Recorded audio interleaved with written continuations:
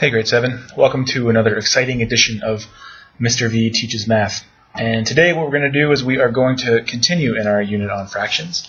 And we're going to, I think, probably review the concept of adding fractions. I'm pretty sure if I remember correctly that it's in your grade 6 textbook, but I'm going to show you some ways to add fractions with fraction strips and with number lines and using it, doing fraction addition numerically. And so we're going to get a chance to explore some of that together through some examples and hopefully firm up the concept of adding fractions. And so, as always, our goal is to be able to add fractions that are less than 1 using fraction strips, number lines, and numerically. And so let's get right into it. So the problem that I'm working with, or that we're going to be working with, is that I'm reading a mystery novel. I like books. It's good. Last weekend I read a third of the book, and then yesterday I read a quarter more of the book. So the question that I'm working with, or that we're going to work through together, is what fraction of the book have I read? So I'm going to be adding a third to a quarter, and so that's what we're going to be looking at together. So we're going to go through a couple of examples, and so the first example that we're going to work with is adding using fraction strips. And so there's my question. It's 1/3 plus a quarter, and I'm going to use my fraction strips. So I printed some off. So I'm just going to move that up here a little bit. Now I'm going to start with, that's a quarter. I'm going to start with this one, which is a third. I photocopied some and did some nice coloring. So I have a third of for a fraction strip. And then what I'm going to do is I have a quarter, and I'm going to put it underneath like this. So I'm not going to line them up exactly, but I'm going to line them up so that it starts here, and then there's a third, and then carries on, and then it keeps going. Now, to do fraction addition, and subtraction, fraction for that matter, what you need to have is common denominators. And so right away I look here and I see I have a third and I have a quarter. Those are not the same bottom numbers. 3 and 4 obviously are different. So what I need to do is I need to rename each of those fractions so that the denominator is the same. Now hopefully if you look at 3 and 4, you can recognize that the common denominator between 3 and 4 is 12. And I'm not going to go over the steps of finding that common denominator. You can write out the multiples for yourself. All I'm going to do is I'm just going to move these over a little bit and do a bit of writing, because what's going to happen is that I'm going to take my 1/3 and I'm going to want to have it equal some number over 12. So to get from 3 to 12, I have to multiply by 4, sorry. So 3 times 4, top and bottom, is 1 times 4. So I'm going to rewrite that as 4 over 12. And the same thing with 1/4. I need to rewrite that as some number over 12. So I'll do the same way. I have 1/4, and I'm going to want it to equal some number over 12. So it's 4 times 3, and then it's 1 times 3, and then that becomes 7 over 12. Now, what do I do with my fraction strips? Because I have them in thirds and quarters. Well, what I need to do is divide this one into each of these sections, so that I have 12 sections, okay? So the way it's going to work is I'm going to just draw in some lines. Okay.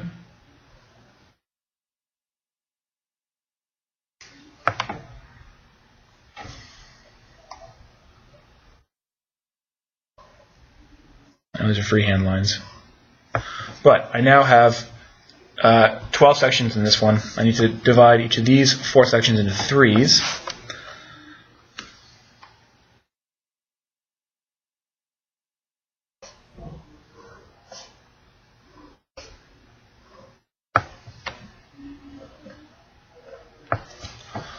And so what I now have is I've remade these 2 fractions, so that instead of it just being 1/3 and 1/4, I now have 4 out of 12 colored in, and then I have 3 out of 12 colored in. Now, what I do is I'm going to add in my last fraction strip, and where I'm going to put it is I'm actually going to put it so that it lines up with the first one. Okay, so it lines up with this one. And then what I do is I take my trusty Sharpie, And I say, well, I've got 4, and I'm going to add 3 more, so that must mean that I want a total of 1, 2, 3, 4, 5, 6, 7. So that means that out of the 12, once I've added 4 of the 12 and 3 of the 12, I now have 7 of the 12. And I'm just realizing that this should be a 3, not a 7. So for those of you who are waiting for me to get back to that, there it is. So I take 4 and I take 3, and then I end up with 7. So that's example 1 using a fraction strip. You need to divide the fraction strips into the same denominator and then set them up like this. So it's the first one plus the second one equals the third fraction. Okay, that's example 1. So we're done with that one. My second example is to use a number line. I'm going to use the same question of a third plus a quarter. So I know that if I have to rename these, I know it's actually 4 out of 12 plus 3 out of 12. So I know that. Now what I'm going to do is I'm going to use 2 different colors again to represent the different fractions. Give a little click. And so my first number, I'm going to use blue pen, and I'm going to start at 0. Now you'll notice that I have a number line here. This is just a straight line, and I have it actually divided up into 12s, into 12 equal sections. Okay, so I'm going to start at 0, and I'm going to draw the first line out 4 units. So it goes 1, 2, 3, 4, and then I'll just put a little arrow. Okay, so that arrow represents 4 out of 12. Then what I'm going to do is I'm going to get my red pen, and I'm going to start from where I left off, and I'm going to draw it out 1, 2, 3 more. And so if I count up the total, I have 1, 2, 3, 4, 5, 6. I've gone 7 units or 7 spaces to the right. So then I know that if I take 4 out of 12 and 3 out of 12, I know I end up at 7 out of 12. Number lines are pretty straightforward. They're pretty simple. Fraction strips are a little bit more involved. Number lines are pretty straightforward, but that is how you use a number line. So I'm just going to show you that one example. Now what I'm going to do is just go through a bunch. We're just going to use numbers. We're just going to use the common denominators. Okay, and I give it enough room, so I'm going to end up with 1 over 3, and I know that's going to be times 4 for each number. So that's, again, 4 out of 12, and then 1 over 4, and it's going to be times 3 for both, which equals 3 out of 12. So what I end up with is 4 twelfths plus 3 twelfths, and then just with adding fractions using numbers, you just add the numerators. All you need to do. Please don't ever add the denominators together, because that will get you the wrong answer. So add numerators only. Okay, so again, I know 4 plus 3, 7 out of 12. Okay, this one, nice and straightforward, 2/3 plus 1/3. The numerator or the denominator is already the same, so I don't have to change anything. So all I'm doing is 2 plus 1, which gives me 3 out of 3. Now, unless I tell you differently, when you end up with the numerator and the denominator being the same number, that's just 1. Okay, so show your answer as 1 then if you end up with numerator and denominator is the same. Okay. Next question here: 2/3 plus 3/5. The denominator is, the common denominator is 15 between 3 and 5. So that means for this one, they've both got to get multiplied by 5. So that equals 10 over 15. I'm going to do these pretty quickly. And then plus 9 over 15. And so the answer that I get is 19 over 15. Now you'll notice that this is actually an improper fraction.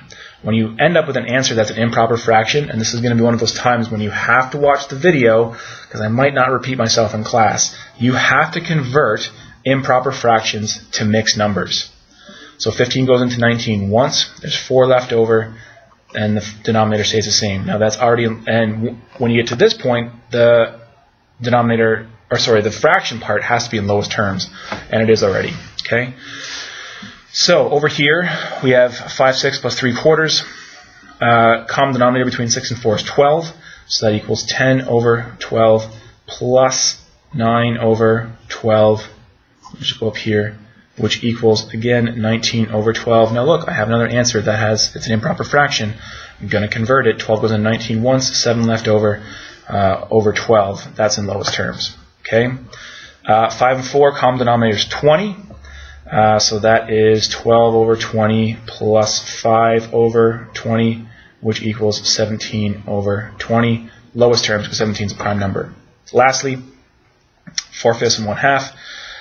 5 and 2, common denominator is 10. So that's 8 over 10 plus 5 over 10, which equals 13 over 10. Okay, 10 goes into 13 once, 3 left over, 10 is still the denominator. Okay, that's it for today.